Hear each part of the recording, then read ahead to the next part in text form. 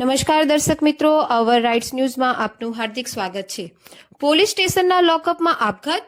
રમેશ વસાવા નામનો એક વ્યક્તિ કે જેઓ જીવનનગર વુડાના મકાનમાં રહેવાસી હતા, જેમની ઉંમર 45 વર્ષ હતી, જેમને ગઈકાલે પારિવારિક ઝઘડામાં તેમની અટકાયત કરીને પાણીગેટ પોલીસ સ્ટેશનમાં લાવવામાં આવ્યા હતા।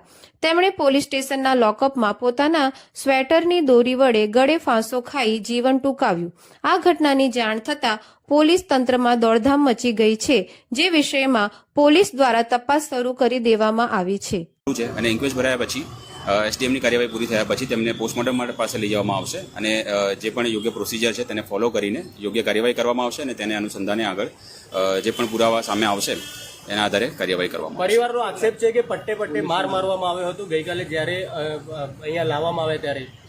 અત્યારે એસડીએમ સાહેબ અને એસીપી સાહેબની હાજરીમાં અત્યારે પંચનામું થઈ રહ્યું છે, ઇન્ક્વેસ્ટ ભરાઈ રહ્યું છે અને સંપૂર્ણ શરીરનું પંચનામું કરવામાં આવી રહ્યું છે। સાથે સાથે આ પત્યા પછી પોસ્ટમોર્ટમ કરવામાં આવશે, જેમાં પેનલ પોસ્ટમોર્ટમ કરવામાં આવશે, જે વિડીયોગ્રાફીથી મેજિસ્ટ્રેટની હાજરીમાં કરવામાં આવશે। જો કંઈ પણ માર મારવામાં આવ્યો હશે તો તેના પુરાવા આપણી પાસે આવશે તો યોગ્ય કાર્યવાહી કરવામાં આવશે। પણ અત્યારે હાલ પૂરતું જે પ્રમાણે ઘટના છે, કોઈ પણ માર મારવામાં આવ્યો નથી। આ બહુ સામાન્ય ઘટના હતી, પતિ પત્નીના ઝઘડા હતા અને તેના કારણે જે અરજી કરવામાં આવી હતી તેમાં કોઈ પણ પ્રકારનો માર પોલીસ દ્વારા મારવામાં આવેલ નથી અને એમણે જે આત્મહત્યા કરી છે તે બાબતે આગળ કાર્યવાહી કરવામાં આવી છે। કસ્ટડીમાં આત્મહત્યા કરી છે, આપ શું માનો છો, કોની બેદરકારી છે? પોલીસની બેદરકારી ખરી? પાણીગેટ પોલીસ સ્ટેશન પોસ્ટમોર્ટમ થઈ જાય અને એના જે સીસીટીવી ફૂટેજ છે તેના આધારે એને ચેક કરીને એનું સર્વેલન્સ કરીને પછી યોગ્ય નિર્ણય પર આપણે આવી શકીશું। પ્રાથમિક તબક્કે કોઈ કાર્યવાહી કરાશે અત્યારે? પ્રાથમિક તબક્કે તો અત્યારે આપણા ઇન્ક્વેસ્ટ ભરી રહ્યા છીએ, એસડીએમ સાહેબ જે એક્ઝિક્યુટિવ મેજિસ્ટ્રેટ છે તે અને એસીપી સાહેબની હાજરીમાં। ત્યારબાદ આપણે મેજિસ્ટ્રેટની હાજરીમાં પોસ્ટમોર્ટમ થશે અને પોસ્ટમોર્ટમનો રિપોર્ટ આવશે, સીસીટીવીનું પ્રોપર એનાલિસિસ થશે અને એના આધારે જ આપણે કાર્યવાહી આગળ હાથ ધરીશું। પોલીસની ભૂલ હશે તો જવાબદારી નક્કી કરવામાં આવશે?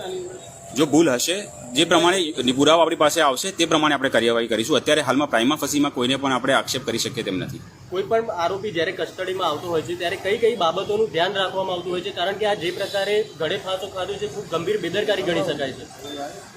એનું જે જ્યારે પણ કોઈ પણ આરોપીને લોકઅપમાં મૂકતા હોઈએ ત્યારે જે પણ કાર્યવાહી કરવાની હોય છે તો તેને આપણે પ્રોપર પોકેટ્સ વગેરે ચેક કરીએ છીએ, જેની પાસે જે પણ મોબાઈલ કે કંઈ હોય તેને બહાર મુકાવીએ છીએ। તે તમામ કાર્યવાહીનું લીગલી ધ્યાન રાખીને એને લોકઅપમાં મૂકવામાં આવેલ હતો।